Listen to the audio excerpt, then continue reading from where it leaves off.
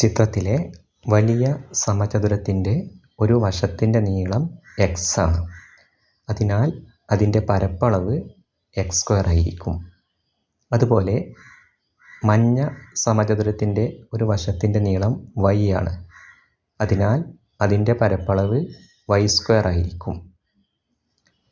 വലിയ സമചതുരത്തിൽ നിന്ന് മഞ്ഞ സമചതുരം മുറിച്ചു മാറ്റിയാൽ ബാക്കിയുള്ള ഭാഗത്തിൻ്റെ പരപ്പളവ് വലിയ സമചതുരത്തിൻ്റെ പരപ്പളവിൽ നിന്ന് ചെറിയ സമചതുരത്തിൻ്റെ പരപ്പളവ് കുറച്ചതായിരിക്കും. അതായത് ബാക്കിയുള്ള ഭാഗത്തിൻ്റെ പരപ്പളവ് x² - y². ഇത് നമുക്ക് മറ്റൊരു രീതിയിലും കാണാം. മുകളിലുള്ള പച്ച ചതുരത്തെ താഴെയുള്ള ചുവപ്പ് ചതുരത്തോട് ചേർത്ത് വെച്ച് നോക്കാം.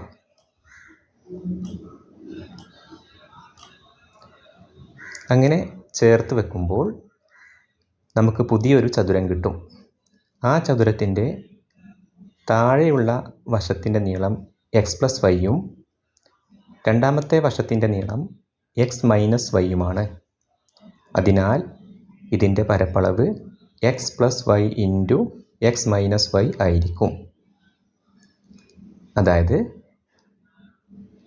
നേരത്തെ കണ്ട പരപ്പളവും ഈ പരപ്പളവും തുല്യമായിരിക്കും. അതിനാൽ x² - y² = x+y × x - y ആണ്.